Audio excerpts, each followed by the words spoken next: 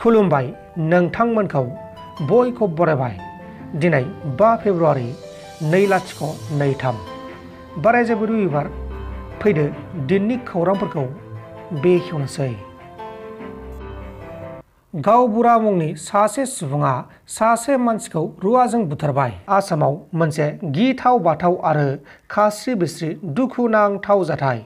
आसामनि डिब्रुगड़ डिस्ट्रिक्टनि सिङाव थानाय नाहरानि गामियाव हरनि समाव सासे सुबुङा न' साखाथिनि सासे सुबुंजों हानि बाथ्राखौ लानानै नांलाय खमलाय जानायाव रुवाजों गाग्लोबनानै इनाय बुथारदों।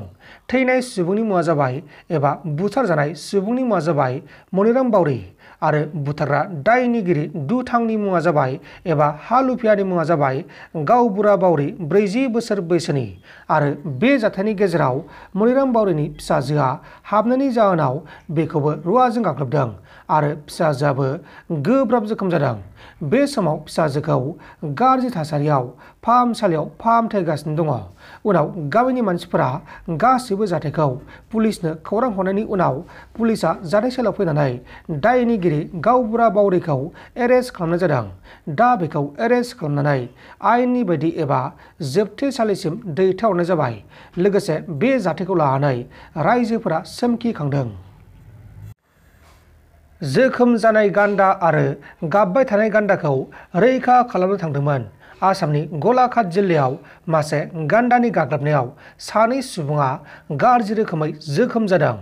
गलाघाट जिल्लानि सिङाव थानाय महिमा गावनि लकेलनि मानसिफोरा मासे गान्दाखौ लोरबां आरो गाबनायखौ नुनो मोननानै दुखु नांनानै हाग्रा बिफाननो खौरां हरनायनि उनाव हाग्रा बिफाननि मानसिफोरा जाथायसालियाव फैनानै गान्दाखौ रैखा खालामनो नागिरनायाव हाग्रा बिफाननि अफिसार सुशील कुमार ठाकुरिया आरो बिथांनि गुबुन सासे मावथिया गान्दाखौ कन्ट्रल खालामनो नागिरनाय समाव बे जाथाया जादों। बे समाव बिसोर सानैखौ फाहामसालियाव फाहामथायगासिनो दङ।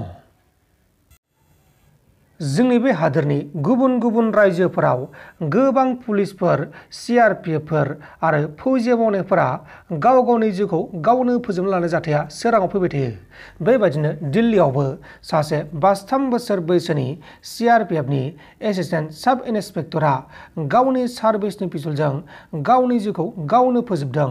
गासै 2 गुलि गावनानै गावनि जिउखौ गावनो फोजोबदों।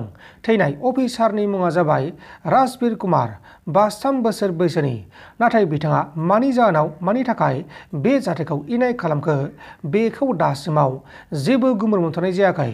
बे समाव गोथै सहखौ पस्टमर्टेम खालामनो थाखाय दैथायहरनानै जाथायनि सायाव नायबिजिरगासिनो दङ आरो बिथांनिफ्राय जेबो लिरना गालांनाय लेखा बिलाइबो मोननाय जायाखै। नोंथांमोन दासिमनि माखासे खौरांफोरा बेखिनिनोमोन।